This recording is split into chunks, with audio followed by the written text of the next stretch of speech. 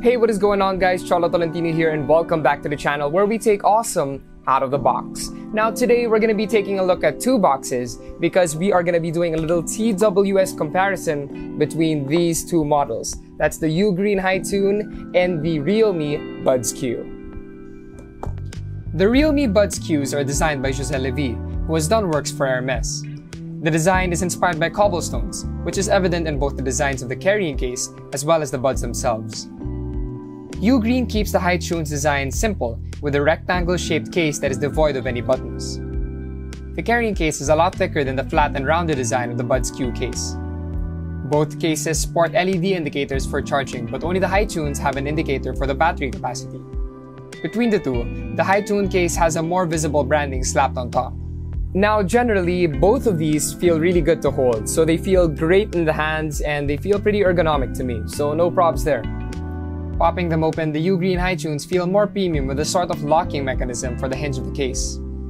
The Buds Q don't have this and feel a little bit more flimsy. Honestly, without the locking click, it almost feels like I might snap the cover off by accident. The area where you need to tap for the Buds Q sports a glossy finish, which will definitely get some prints. Luckily, this isn't the case for the Hi-Tune buds that sport that area in a matte finish. Now weighing them out, it's pretty obvious that the Hi-Tunes are heavier than the Buds Qs, although the size of the buds themselves factor into that weight. The Buds Q feel more ergonomic thanks to their round cobblestone style design and are also smaller than the Hi-Tunes. Between the two, I'd honestly worry more about the Hi-Tunes falling out of my ears simply because of the weight and the size of them. Now, if I were to go out for a jog, I'd probably bring the Buds Q with me because they feel less prone to falling out of my ears because of their size and their weight. Now, if I'm running or jumping, I wouldn't feel as worried about them falling out. Now, when I pop them in, I think my suspicions were correct. The Buds Qs rest in my ears more comfortably and also are much more low profile. The Hi-Tunes, on the other hand, protrude out a bit and I can feel the weight a little bit more. One more thing to note is that the Buds Qs don't have LEDs to confirm that they're on, charged, or connecting. You'll need to rely on beeps and sounds while wearing them. The Hi-Tunes, on the other hand, sport these LEDs. Now, that honestly could be a deal breaker for you, but for me, it's not too much of a problem. Now for sound, they both sound pretty decent for what you're paying for.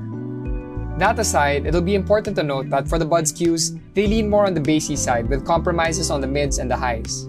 If you're more into EDM or hip-hop, maybe these are for you. The Hi-Tunes, on the other hand, are weaker on the bass and shine more in the mids. These make it ideal for listening to alternative tracks, just not bass-heavy ones. For the audio codecs, the Buds Qs use AAC, which is great, but is overshadowed by the Hi-Tunes and its aptX. This gives them more detailed sound quality while keeping the wireless connection stable with Bluetooth 5.0. As for distortion, the Buds Qs don't have to worry about hitting 100%, wherein the Hi-Tunes can get a little bit distorted when they go beyond 75%. One more thing to take into account is that the Buds Qs have access to game mode through the Realme Link app, which lowers latency to 119 milliseconds. Great for games, especially where sound is a factor for victory. Now, on the other hand, although the Hi-Tunes don't have active noise cancellation, they make use of Qualcomm's CVC 8.0 noise cancelling tech for improved sound quality, especially with calls. So basically, what I'm trying to tell you guys is that they both have their own perks and quirks. Last but not the least is the battery. The Buds Qs have a 40 mAh battery that can last about 4 hours with additional 20 hours with case charging. The case is charged with a micro USB, but only takes an hour to fully charge. For the Hi-Tunes, they can last up to 8 hours with an additional maybe 16 hours with the charging case. The case is charged with a USB-C cord, but takes around 2 hours to top up the case. Now you do the math and tell me what works better for you and your lifestyle. You can get the Realme Buds Q for 1,490 pesos and the Ugreen Hi-Tune for about 1,999 pesos. Now, which of the two do you think is the winner? They both have their quirks and perks. You can even say they're tailored to specific types of music, maybe even for different functions like games versus calls. Personally, I'd say the Buds Qs are more for R&B, hip-hop, and EDM. Also, if you're into gaming, the game mode might give you a win or two.